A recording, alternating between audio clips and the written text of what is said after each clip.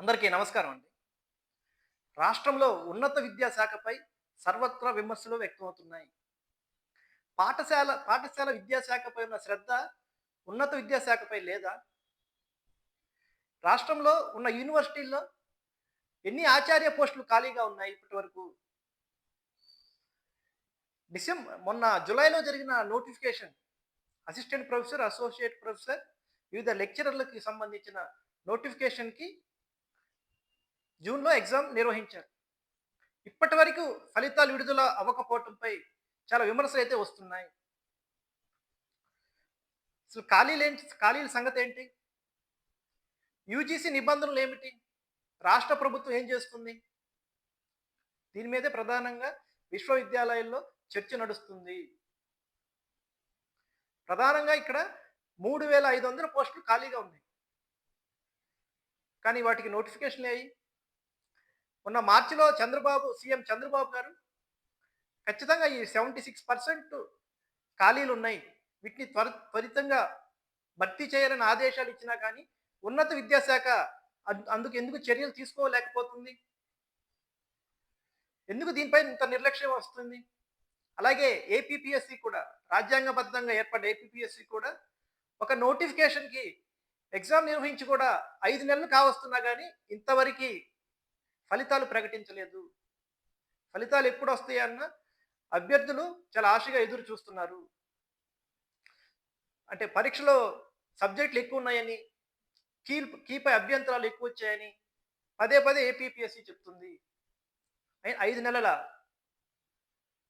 ఖచ్చితంగా దీనికి సంబంధించి assistant professor, associate professor, lecturer పోస్టులు ఫలితాలను వెంటనే విడుదల చేయాలని డిమాండ్స్ వస్తున్నాయి. అసలుకి యూజీసీ నిబంధనలేమిటి? ఆ విధంగా రాష్ట్రంలో పరిస్థితి ఉందా? యూనివర్సిటీల్లో? రాష్ట్రంలో 14 యూనివర్సిటీలున్నాయి. ఈ చాలా డిపార్ట్‌మెంట్లున్నాయి. కానీ ఒక్కో డిపార్ట్‌మెంట్‌కి యూజీసీ నిబంధనల ప్రకారం ఒక ప్రొఫెసర్ ఉండాలి. 2 అసోసియేట్ ప్రొఫెసర్‌లుండాలి. 4 అసిస్టెంట్ ప్రొఫెసర్‌లుండాలి. కానీ రాష్ట్రంలో ఉన్న యూనివర్సిటీల్లో అలాంటి పరిస్థితి ఉందా? లేదు. అలాంటి పరిస్థితి రాష్ట్రంలో ఉన్న ఏ యూనివర్సిటీలో కూడా లేదు. ఫలితంగా NIRF national institute rankings framework ఈ నిబంధనలో మన రాష్ట్రంలోని అన్ని యూనివర్సిటీలు వెనకబడిపోయాయి. సరైన టీచర్స్ ఆచార్యులుంటే, ప్రొఫెసర్లుంటే కదా ఇలాంటి ర్యాంకింగ్స్‌లో ఆంధ్రప్రదేశ్ ముందుండేది. ఇలాంటి ర్యాంకింగ్స్‌లో ఆంధ్రప్రదేశ్ ఉన్న యూనివర్సిటీలో ఒక్క యూనివర్సిటీ కూడా టాప్ 10లో కూడా లేదు.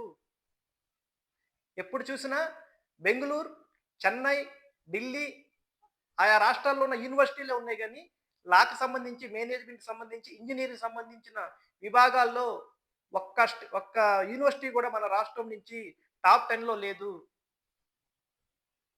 అది ఈ రాష్ట్రంలో ఉన్న యూనివర్సిటీలో ఉన్న పరిస్థితి ఇది. ఆచార్యుల్లో కొరత వేధిస్తుంది రాష్ట్రంలో. ప్రభుత్వం ఏర్పడి సంవత్సరన్నర అయింది. ఇన్ని ఖాళీలు ఉన్నాయని తెలుసు. కానీ నోటిఫికేషన్ విడుదల చేయట్లేదు. ఆల్రెడీ ఏపీపీఎస్సీ పెట్టిన ఎగ్జామ్స్ కూడా అవి రిజల్ట్ ఇంతవరకు ఇవ్వడం లేదు. ఇది రాష్ట్రంలో ఉన్న పరిస్థితి. గత ప్రభుత్వం వైసీపీ ప్రభుత్వం హేతుబద్ధీకరణ కింద ఈ రాష్ట్రంలో 4,000 మంది అసోసియేట్ ప్రొఫెసర్, అసిస్టెంట్ ప్రొఫెసర్, వివిధ లెక్చరర్లు కావాలని చెప్పింది. కానీ ఈ 14 యూనివర్సిటీలు కలిపి 1000 మంది అధ్యాపకులతోనే నెట్టుకొస్తున్నారు. 1000 మంది ఆచార్యులతోనే వీటన్నిటిని నెట్టుకొస్తున్నారు.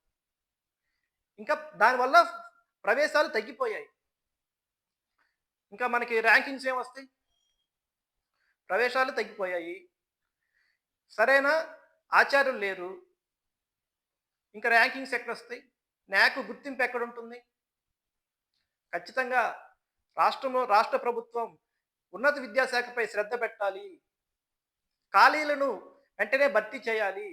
అలాగే ఏపీపీఎస్సీ కూడా అసిస్టెంట్ ప్రొఫెసర్, అసోసియేట్ ప్రొఫెసర్, లెక్చరర్ల పోస్టులకి ఎగ్జామ్ నిర్వహించింది. ఖచ్చితంగా విడుదల చేయాలి. విడుదల చేసి ఆయా యూనివర్సిటీల్లో ఖాళీలను భర్తీ చేయాలి. తర్వాత కూడా ఖాళీలను బట్టి నోటిఫికేషన్ ఇవ్వాలి అనే డిమాండ్లు వస్తున్నాయి.